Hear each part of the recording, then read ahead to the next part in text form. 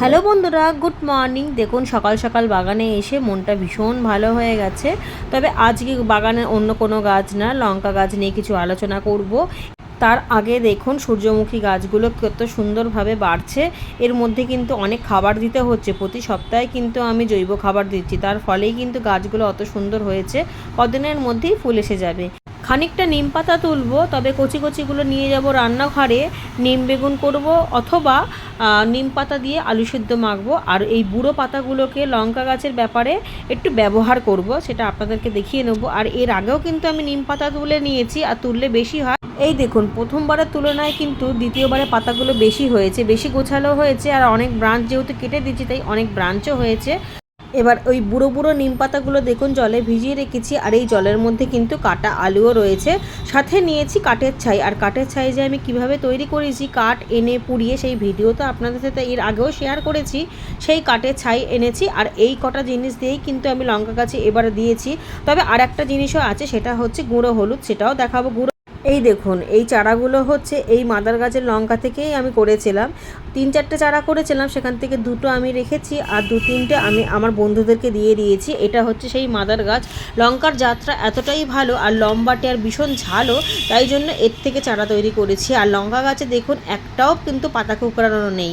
এর আগেও আমি অনেকবার লঙ্কা গাছ করেছি, সেখানে হয়তো ফলটা আমি খুব ভালো পেয়েছি, অনেক লঙ্কাও পেয়েছি, কিন্তু পাতা কুঁকড়ানোর সমস্যা থেকে একেবারেই দূর হয়নি। হয়তো কিছুদিন লঙ্কা পাতাগুলো হয়তো কম কুঁকড়েছে, বা কুঁকড়ানোর পর কিছুদিন ঠিক ছিল, আবারও নতুন করে যে পাতাগুলো বেরাচ্ছিলো তখন কুঁকড়েছে। মানে মোটামুটি ভালোই স্ট্রাগল হয়েছে এই লঙ্কা গাছ নিয়ে। তবে এবারে যখন আমি করেছি একদম অন্যরকমভাবে করেছি, সেটাই আপনাদেরকে শেয়ার করব। আর এই চারাগুলো দেখুন, এখানেও পাতা কিন্তু একটাও কুঁকড়ানো দেখবেন না।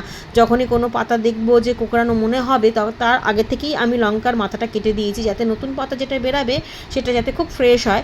আর বেরানোর সময় হচ্ছে দেখা যায় যে পাতাটা কিভাবে বেরাবে, সেটা কুঁকড়ানো বেরাবে না ঠিক বেরাবে। সেই জন্য মাটিটাকে আমি একদম এবারে প্লেন করেছি, যেমন শুধুমাত্র গোবর সার আর অল্প বালি আর একটুখানি মাটি বলতে আমার বাগানের যে মাটি তৈরি হয় পাতা পচা সার দিয়ে, সেই মাটিটা তৈরি করে নিয়েছি। আর তৈরি করার সময়তেই আমি দিয়ে দিয়েছিলাম কাঠের ছাই, মিশিয়ে দিয়েছিলাম।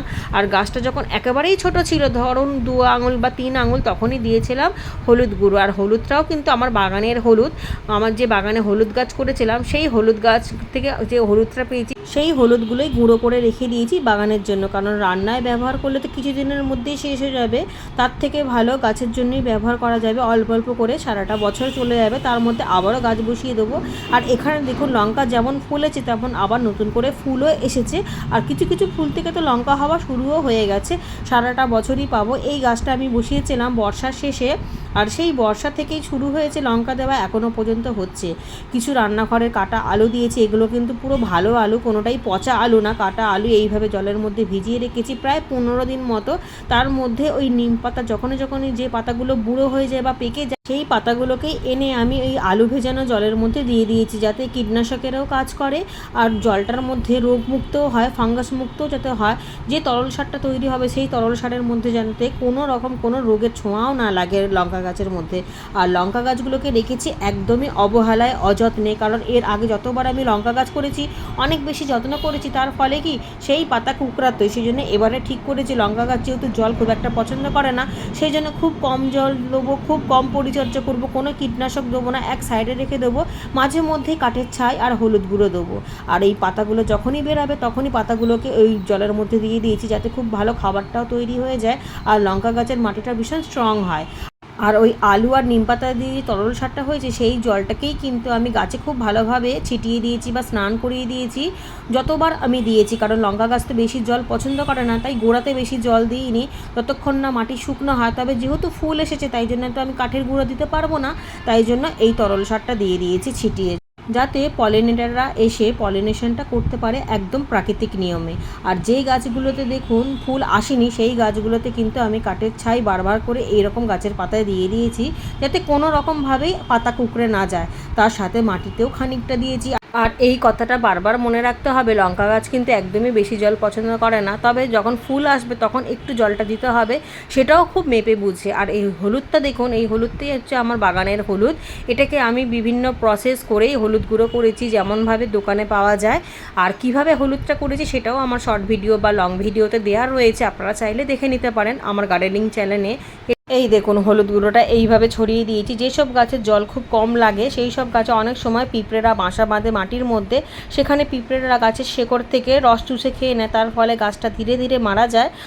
ঠিক সেরকমই লঙ্কা গাছে যেহেতু খুব কম জল ব্যবহার হয়, তাই জন্য লঙ্কা গাছে যাতে পিঁপড়ের উপদ্রব না শুরু হয়ে যায় মাটির মধ্যে, সেই জন্য আমি খানিকটা হলুদ মাঝে মধ্যেই দিয়েছি, ধরুন 15 দিন বা 1 মাস পর পর দিয়ে দিয়েছি, যাতে মাটিটা রোগমুক্ত হয় আর পিঁপড়ে বাসা বাঁধতে না পারে। এতে কোনো রকম কোনো অসুবিধা হবে না। তবে ফুল আসার পর না হলুদ গুঁড়ো দিয়েছি না কাঠের ছাই দিয়েছি, এগুলো আগের ছাই ছিল। ফুল আসার পর কোনো রকম পাতার মধ্যে কোনো ওষুধ দেওয়া যাবে না। আর আমি যেহেতু জৈবভাবে গাছ করি, তাই কোনো কেমিক্যাল সার ইউজ করি না। আমি জৈবভাবেই গাছ করি আর জৈবভাবেই ফুল ফল তৈরি করি। আর এই লঙ্কাগুলো পাকিয়ে রেখেছি এই কারণে, যাতে এখান থেকে বীজ রেখে আমি আবারও নতুন করে চারা তৈরি করতে পারি। আপনারা যদি কোনো ভালো গাছ পান, সেখান থেকেই কিন্তু আপনারা বীজ রেখে দিতে পারেন। এর থেকেই আপনারা খুব ভালো চারা তৈরি করে নিতে পারবেন। সমস্ত ভ্যারাইটি তো সমান না। তাহলে বন্ধুরা, হয়তো আমি বোঝাতে পেরেছি, শুধুমাত্র কাঠের ছাই, হলুদ আর নিমপাতা, আলুর জল দিয়েই আমি লঙ্কা গাছ খুব সুন্দরভাবে তৈরি করে লঙ্কা পাচ্ছি।